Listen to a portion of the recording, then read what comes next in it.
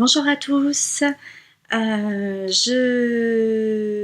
fais cet enregistrement aujourd'hui parce que ça fait un peu plus d'1 an que j'ai commencé le tricot et que du coup je voulais en parler un peu, histoire de faire le bilan un petit peu de mon année, ce que j'avais appris, ce qui me restait à apprendre, et puis en parler un petit peu avec vous, histoire peut-être d'aider d'autres débutantes et puis de tout simplement de faire le bilan avec moi-même pour savoir ce qui me restait à découvrir. J'imagine encore plein de choses. Donc voilà, j'aurais dû poster cette vidéo, enfin faire cette vidéo il y a 2 semaines, mais je suis complètement malade depuis 2 semaines. Donc là, premier matin où je n'ai pas mal à la tête, je me suis dit c'est le moment ou jamais de la faire, sinon tu vas la faire en novembre. Or, quand même, j'ai débuté en septembre le tricot de l'année dernière, du coup, donc là on est déjà fin octobre, ce qui laisse déjà 1 an et 1 mois. Plus le temps s'étire, je me suis dit je vais jamais la faire. Donc voilà, là c'est bon.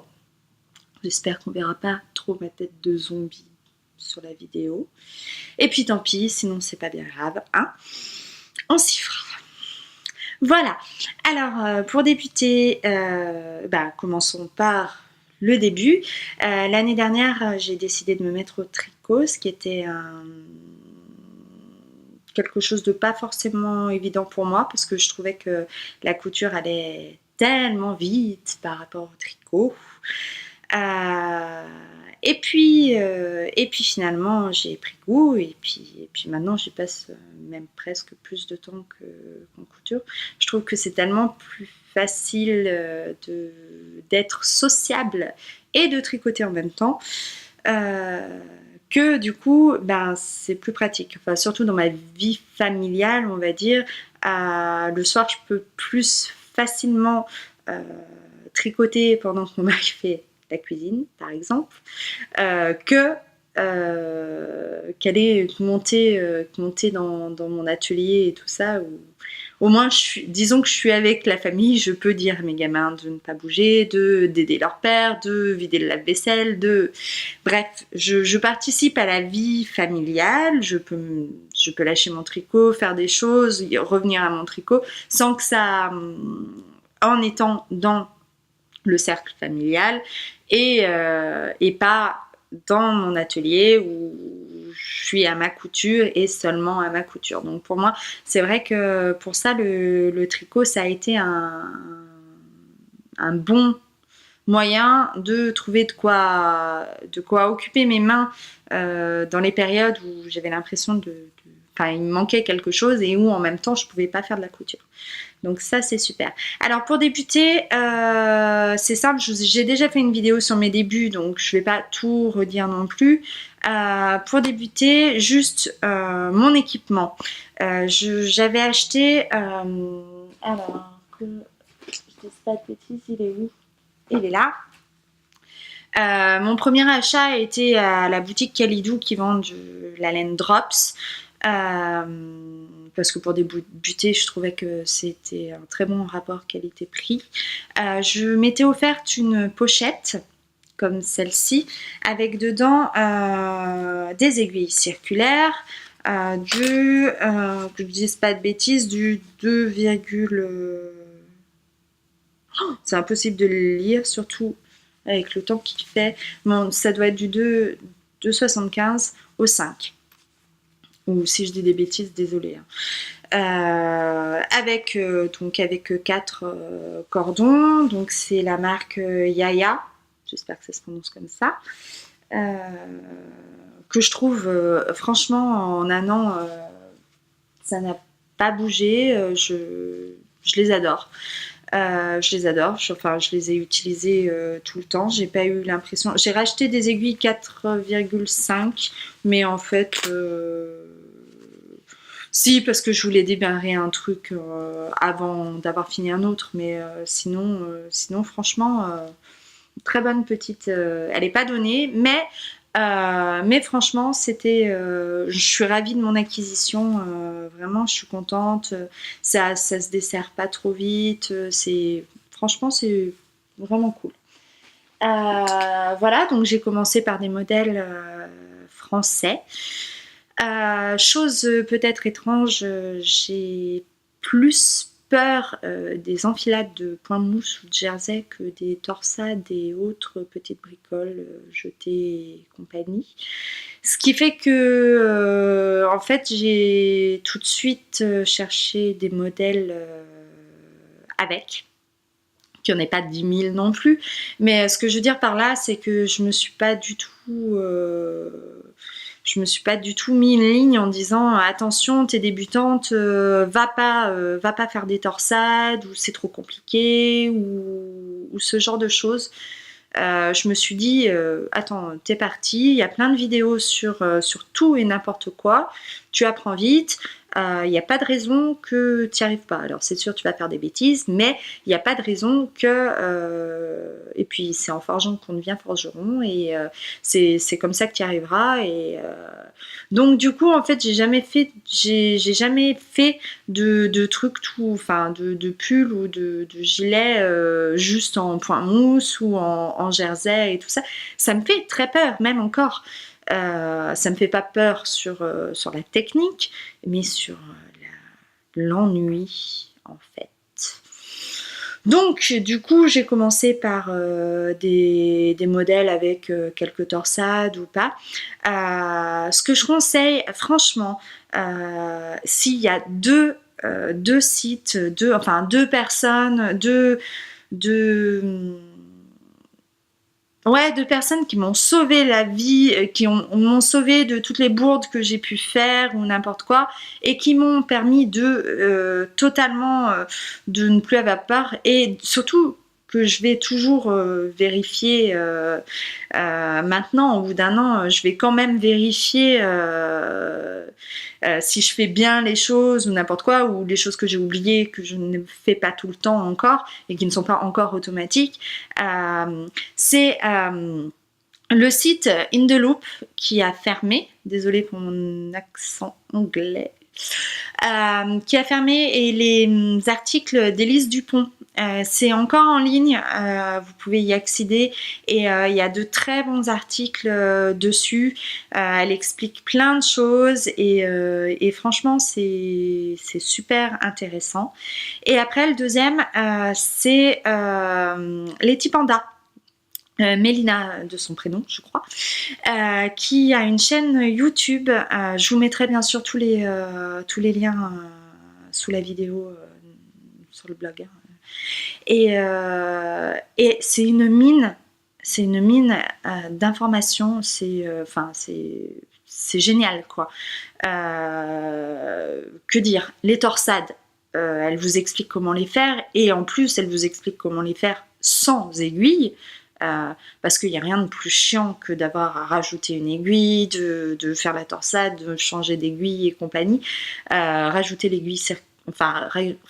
aiguille, ça prend juste une plombe, alors que ça va tellement vite sans, et que jusqu'à, je crois, 6, des torsades de 6 mailles, c'est largement faisable sans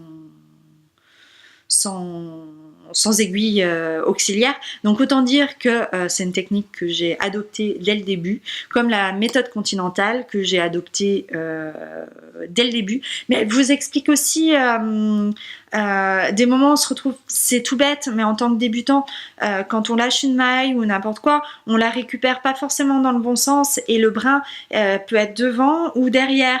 Et elle vous explique qu'il y a deux façons de tricoter, soit avec le brin arrière, soit avec le brin devant.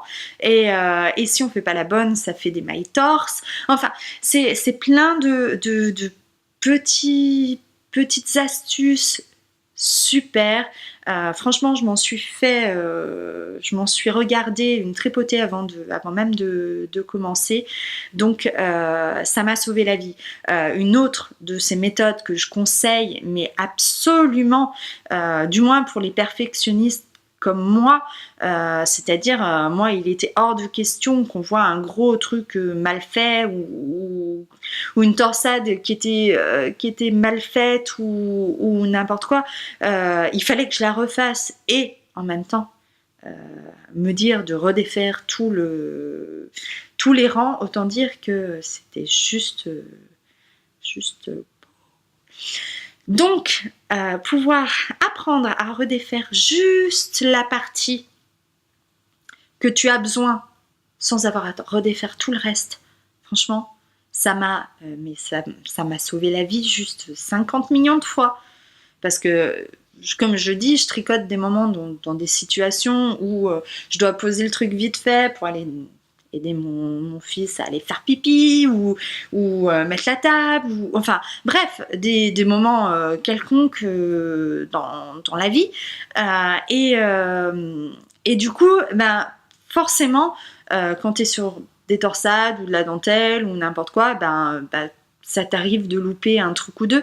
Et du coup, franchement, de pouvoir redéfaire juste la partie que tu as besoin pour aller refaire correctement le truc que tu as loupé, et puis ensuite remonter jusqu'à où tu en étais, c'est juste, mais je la bénis pour cette astuce, franchement. Donc voilà pour vraiment se mettre dans les bonnes conditions et surtout ne pas avoir peur de se lancer dans tout finalement. Finalement, mon seul point sur l'année, ça a été donc déjà de ne pas faire des montagnes de jersey ou de point mousse. Ça a été ma première peur. La deuxième, c'est je voulais du français. Le reste, comme je vous ai dit, les torsades, les mailles retournées, les emmanchures, quelles qu'elles soient, les German machin truc, ça m'a pas gênée ni fait peur. J'ai regardé les vidéos qu'il fallait et puis allez, on teste. Voilà. Par contre, jusqu'à récemment, je m'étais quand même gardée sur le français, en fait. Chaque modèle que je choisissais, je le choisissais déjà parce qu'il me plaisait, on est bien d'accord, mais également parce que il était traduit en français. Ça y est, j'en suis. J'ai dépassé ce stade avec mon premier tricot anglophone, on va dire, parce que je sais de Joji, je ne sais plus son prénom, mais, qui est écrit en anglais. Mais c'est vrai que pendant un an, on va dire que j'ai trouvé... Et puis, j'en suis pas mécontente parce que je trouve que franchement, il y a de quoi faire déjà en français. Il y a de beaux modèles. Là, si j'ai choisi un modèle... anglais, c'est plus parce que je suis vraiment fan de ce que la designer propose et c'est vrai que du coup j'avais envie de tester ces modèles et voilà, mais que je dise pas de bêtises, je vais vous chercher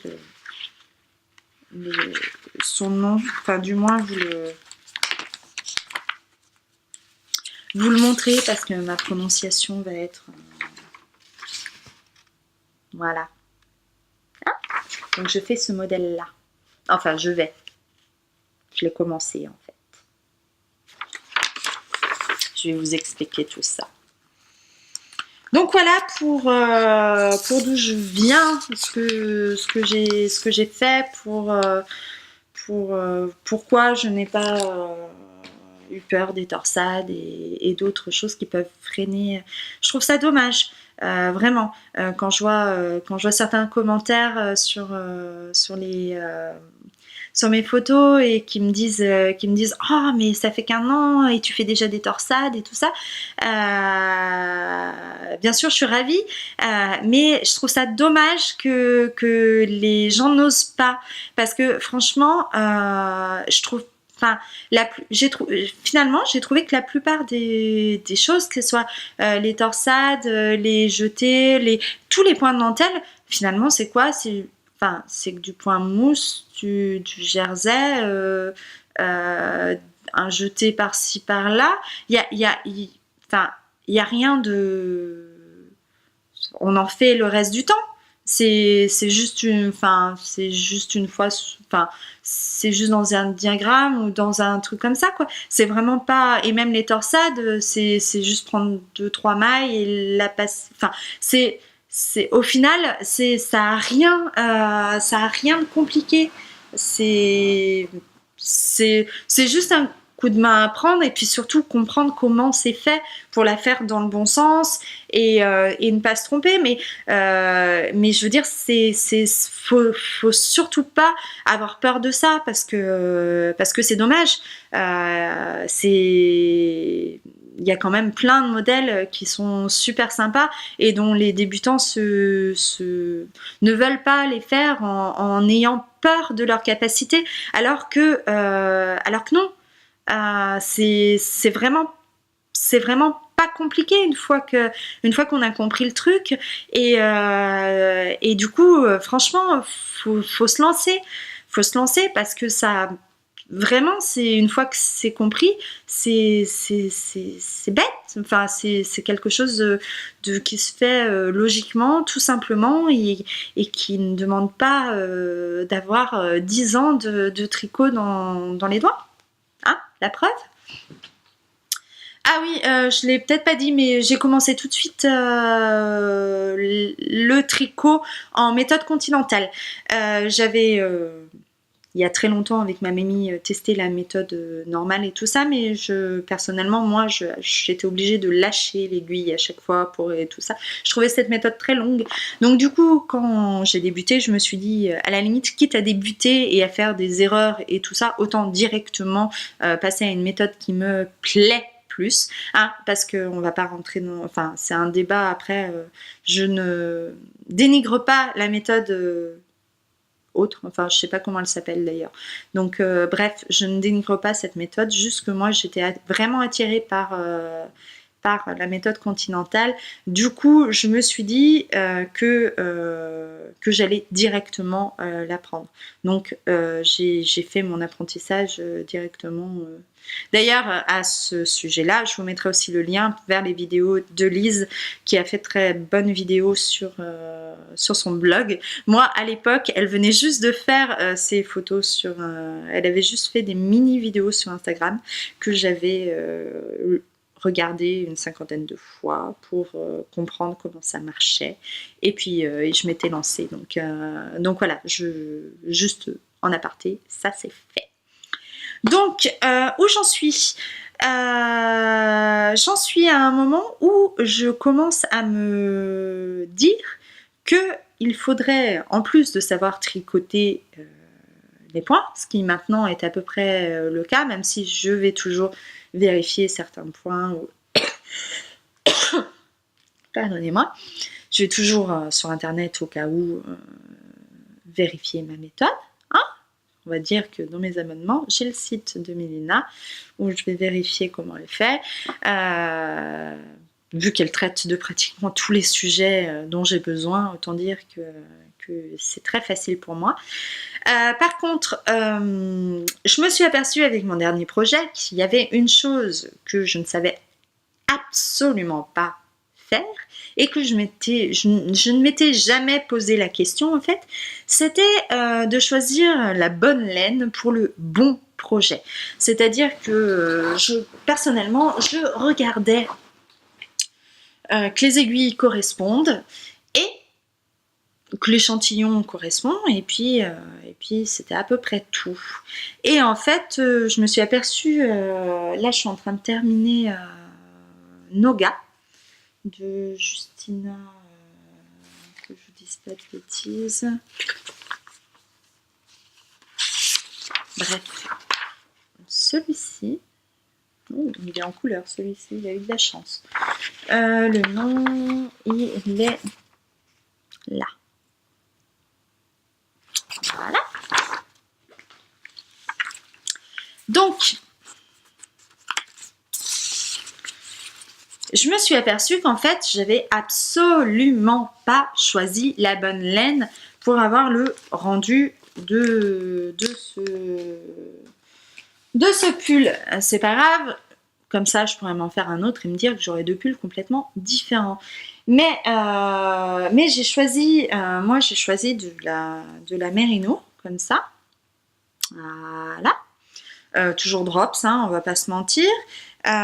Qui était pour des aiguilles 4. Je tricote en 4 d'ailleurs. Ou 3,75. Donc pour moi, je me suis dit c'est bon. L'échantillon, on parlera après d'échantillon.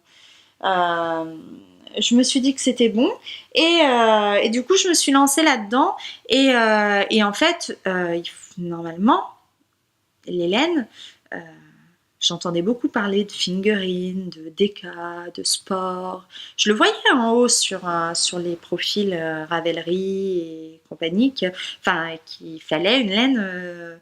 Je me disais c'est quoi ça et tout ça et puis j'ai fini par aller voir ce que c'est et tout ça. Et je me suis aperçue qu'en fait, c'était ultra important pour avoir le même rendu que le modèle, quoi. Et que tu pouvais pas t'attendre à avoir le même résultat. La Merino, je veux pas dire de bêtises, je sais plus ce que c'est comme type, si c'est de la sport ou de la déca.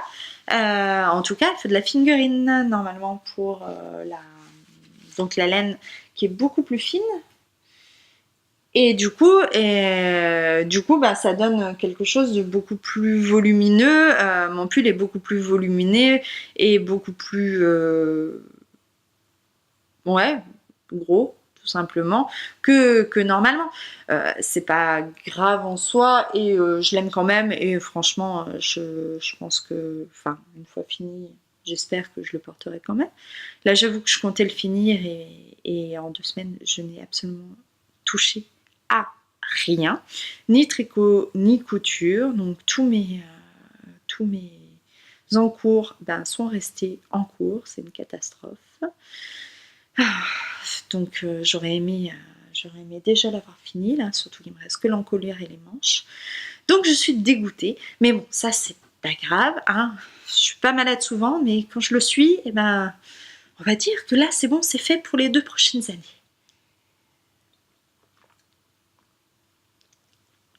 Désolée, ça m'a complètement déshydratée, je bois plus de 3 litres d'eau par jour, c'est une catastrophe. Enfin, bref, je sais plus du coup où j'en étais. Oui, je parlais donc du coup, mon but du moment, c'est de réussir à enfin choisir des laines en fonction du projet ou des projets en fonction de ma laine, mais en faisant attention à cette petite catégorie, histoire de moins faire de boulettes comme ça. Mon deuxième objectif est d'apprendre à faire de faire des vrais échantillons. Au début, j'en faisais pas du tout, soyons honnêtes. Là, pour l'instant, j'en fais des versions, je fais le nombre de mailles plus quelques-unes sur 5 cm, quoi. Histoire de pouvoir multiplier. Au moins, j'ai 10 cm en largeur et puis je multiplie mes 2,5 par 4, ce qui n'est absolument pas assez pour moi. Je me retrouve quand tu es au milieu d'une maille, tu te dis est-ce que ça fait une maille et demie, 2 mailles? C'est nul. C'est tellement bête de monter un truc. Mais ça me gonfle tellement en fait que pour l'instant j'y suis pas encore. Voilà, surtout qu'après il faut le laver. Moi je veux qu'il passe, tous mes pulls passent au lave-linge. Il est hors de question pour moi de laver des choses à la main. J'ai 3 gamins, on est 5 à la maison. Les lessives, laisse tomber. Enfin, je n'en fais pas à la main. Soyons clairs. Donc, par contre, j'ai un programme laine depuis 1 an. je fais des programmes laine de temps en temps. Donc je passe mes échantillons. Et là encore, c'est tout récent, et c'est mes modèles mini et tout ça. Je passe avec le modèle dans ma machine avec le truc laine là, quoi, histoire de voir ce que ça donne, le rendu, et puis de pouvoir derrière le bloquer. Enfin, c'est encore voilà, ça c'est encore le truc, le blocage, ça reste encore assez mystérieux pour moi. Je les bloque, mais je suis pas spécialement sûre de faire comme il faut, ou je sais pas trop. Enfin bref, c'est des choses qu'il faut que j'améliore, on va dire. Donc ça, c'est où j'en suis pour l'instant, hein, que je dise pas de bêtises. Ah, je me suis rendu compte aussi que j'ai mon petit truc, hein. Je ne baisse pas la tête pour rien. Je me suis aperçue aussi qu'il y avait des laines que j'aimais beaucoup tricoter et d'autres absolument pas. C'était quand? C'était au printemps, je crois. Je me suis acheté de la laine 100% coton, en me disant que j'allais me faire quelque chose pour le printemps, quelque chose de léger et tout ça. Et j'ai toujours mes pelotes, j'ai commencé un pull, je suis incapable pour l'instant, je n'arrive pas à tricoter de coton. Donc voilà, je m'y suis fait, j'en ai pas racheté depuis, hein. Donc c'est vrai que je pense que j'aime assez la laine que je peux, enfin la laine un peu rustique, un peu comme là la Mérino j'aime, mais c'est celle-là j'aime. En plus elle est toute douce et tout ça, mais j'aime encore plus. Ça c'est pour vous en parler après, mais les laines un peu, là c'est la Gilliatt. Les laines un peu, je pense que j'aime un peu les laines rustiques qui accrochent, enfin bref. Et je suis en train de découvrir mes préférences laineuses. Donc voilà. Ça va être tout pour la partie où j'en suis. Maintenant, pour pas que la vidéo dure très longtemps, je vais juste vous parler un petit peu de mes projets futurs. Et puis surtout vous demander votre avis, parce que là je suis en plein... Et surtout que mon cerveau en ce moment, il est très torturé. Donc autant dire que je serais ravie d'avoir vos avis sur la question. Donc pour l'instant, comme je vous ai dit, je vais vous le montrer quand même.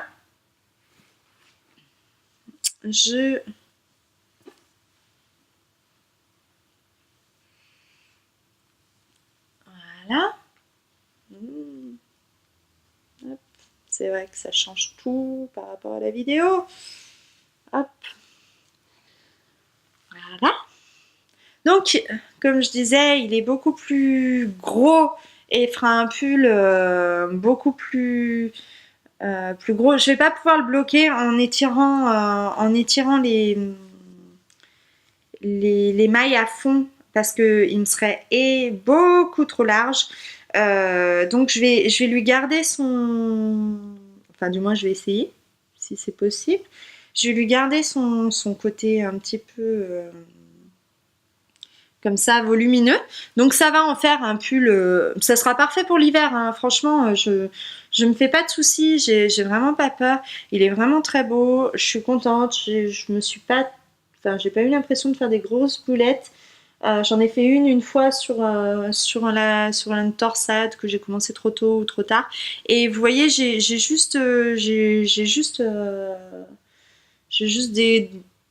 détricoter une petite partie et tout ça. Ça, c'est typiquement le genre de truc qui n'a pas besoin d'aiguilles auxiliaires pour faire les torsades. Il y a besoin de rien d'autre. Là, c'est des jetés. Là, les mini torsades, c'est du 2-2. Donc, ça se fait... vous apprenez la méthode magique et vous les faites absolument sans problème. Pareil pour celle-là. Hein. Donc franchement, c'est y a rien de compliqué, même pour débuter. Hein, qu'on se le dise. Hop, voilà. Je sais pas aussi si c'est moi ou j'avais jamais tricoté du point mousse tout court. À chaque fois c'était oula, il y a un rayon de soleil là. À chaque fois c'était du jersey. Et du coup je sais pas, j'ai l'impression de tricoter un peu plus lâche ou je sais pas trop, mais j'ai eu l'impression de tricoter plus grand enfin bref, il va falloir que je vérifie, mais ce modèle m'a aussi donné à réfléchir sur comment passer d'une pelote à l'autre. J'ai pas encore trouvé le bon truc d'ailleurs. Parce que je voulais pas avoir à rentrer les fils. Normalement, j'utilise la méthode basique, c'est-à-dire c'est une méthode qu'Élise Dupont euh, a fait un tuto dessus sur Endeloop. Et ça laisse deux fils qu'il faut rentrer ensuite en suivant les mailles d'un côté et de l'autre, tout simplement. Or là, comme c'est du point mousse que je n'ai pas fait, ça doit pas être très compliqué de rentrer les fils dans du point mousse, et qu'il y avait de la dentelle et que des moments, mon fil s'est arrêté en plein milieu de la dentelle comme par hasard, où j'y ai pas fait gaffe. Et du coup, j'aurais aimé trouver un autre moyen. J'ai testé plein de trucs. Du coup, je suis pas ravie parce que il est pas parfait à cause de mes transitions de pelote.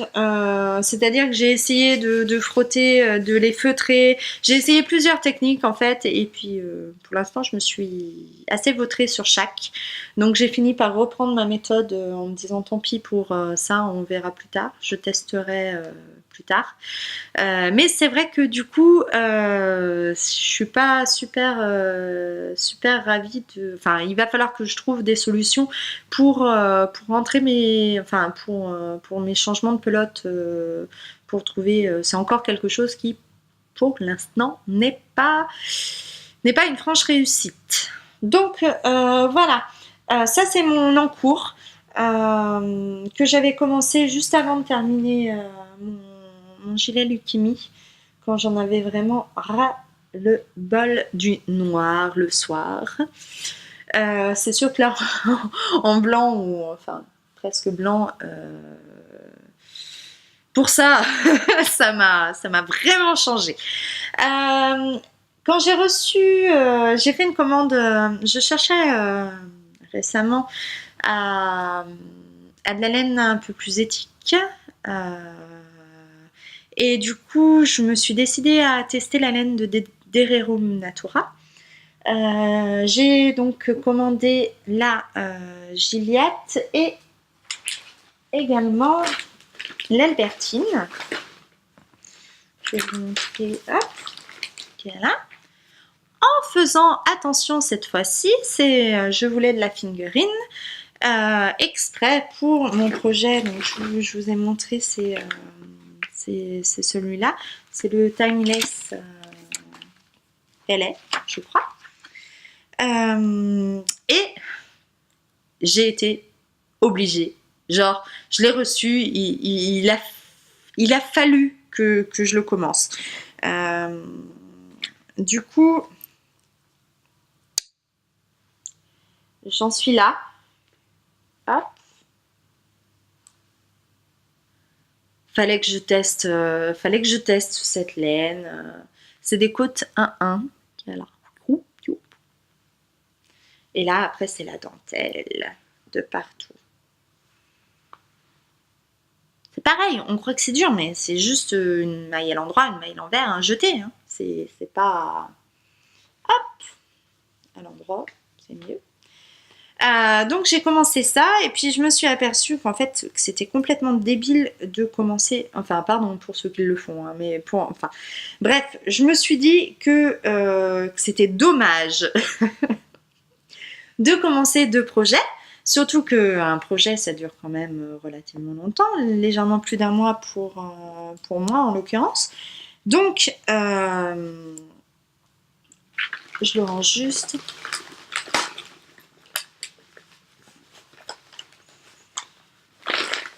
Donc en commençant deux pulls, eh ben, je rallongeais le temps d'autant et qu'au lieu d'avoir un pull dans un mois et un autre pull dans un mois après, eh ben, en fait j'allais avoir deux pulls mais dans 2 mois. Et du coup, ben, c'était dommage quoi. Enfin, un pull dans un mois, c'était cool aussi quoi. Donc je me suis forcée à laisser celui-là de côté pour terminer l'autre qui me semblait être plus rapide parce qu'il est en plus grosse aiguille, donc il se monte quand même plus rapidement. Donc je me suis forcée à le laisser et à me dire c'est bon, t'as testé ta laine, t'es contente, tout va bien. Donc maintenant tu le mets de côté, tu le reprendras plus tard et tu finis ton projet avant de commencer un deuxième.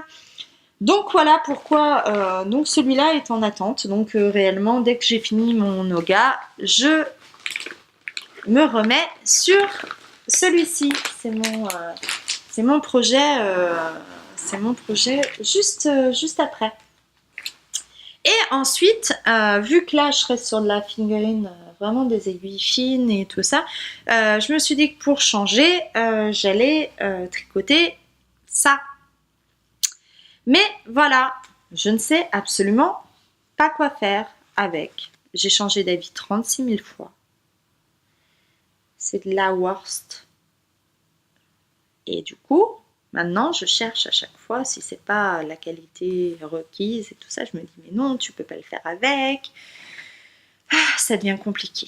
Donc, si vous avez des idées de pulls, oula, ouh, oh, soleil, calme-toi.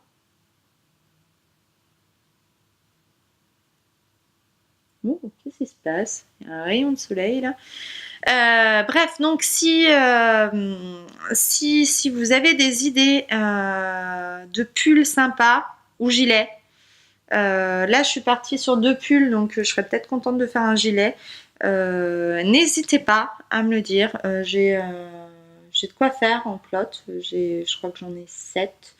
Donc j'ai de quoi faire n'importe quel pull ou gilet. Ça m'intéresse.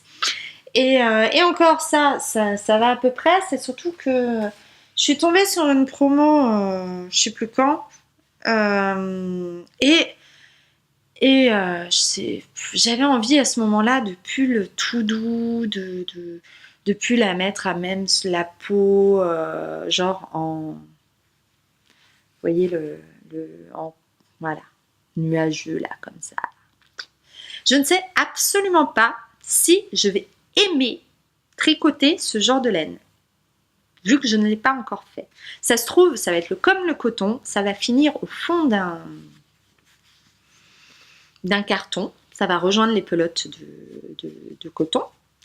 Mais pour l'instant, je vais lui donner une chance et je ne sais absolument pas quoi faire.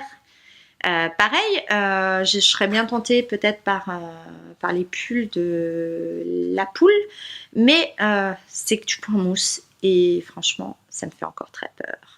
Donc, je préférerais quand même qu'il y ait un... Je sais pas trop si on peut faire un peu de dentelle ou... Bref, si vous avez des idées à faire avec ce type de laine bien moutonneuse là, bien qui en mettent partout, mais c'est tellement doux, tellement. Eh ben je suis preneuse aussi. Voilà, comme ça, alpaga soie en même temps. Hein. Donc voilà, c'est tout. J'en profite pour dire que je sais pas si... C'est peut-être terminé, non? Vu que ça fait 2 semaines. Bref, j'ai profité des promos chez Kalidou euh, pour parfaire ma collection d'aiguilles et pour tester les aiguilles drops. En fait, je voulais pouvoir aussi faire des projets qui demandent des aiguilles de plus de 5. Or, moi, mon kit, la plus grosse, c'est 5. Et il y a des modèles très beaux en 5,5, 6. Donc, du coup, je me suis dit que c'était l'occasion. En plus, ils faisaient une promo terrible sur Kalidou. Elle est peut-être encore en cours. Hein. J'avoue que au moment où j'en parle, je sais pas. Donc, du coup, j'en ai profité pour acheter le kit Drops Romance. Et là où je suis contente, alors j'ai pas encore testé donc parce que je les ai reçus pendant que j'étais malade, bien entendu. Par contre, là où je suis ravie, c'est d'avoir des bouchons je sais pas si vous voyez là, voilà, des bouchons de câbles. Et c'est vrai que ça, c'est... J'ai trouvé la solution hein, pour les autres. J'ai mis un bout de scotch de mascar, de scotch repositionnable. J'ai vraiment un problème avec les mots en ce moment. Masking tape. Bref, je mettais ça sur les bouts pour pas que ça, en laissant dépasser. Enfin, je faisais des petits drapeaux quoi, histoire de pas dépasser, mais c'est franchement de la bricolage. Donc, je me dis que ça pourrait être cool d'en profiter et quand je sais qu'il va falloir ce genre de choses, utiliser cela plutôt que les autres. Moi, j'ai hâte de les tester, de voir la différence au niveau des cordons et tout ça, de voir comment ça tient. C'est la marque Drops, donc de tester. Ça me permet d'augmenter progressivement, au bout d'un an, d'augmenter progressivement. Vu que je continue le tricot et que ça me plaît toujours, je m'équipe progressivement, on va dire.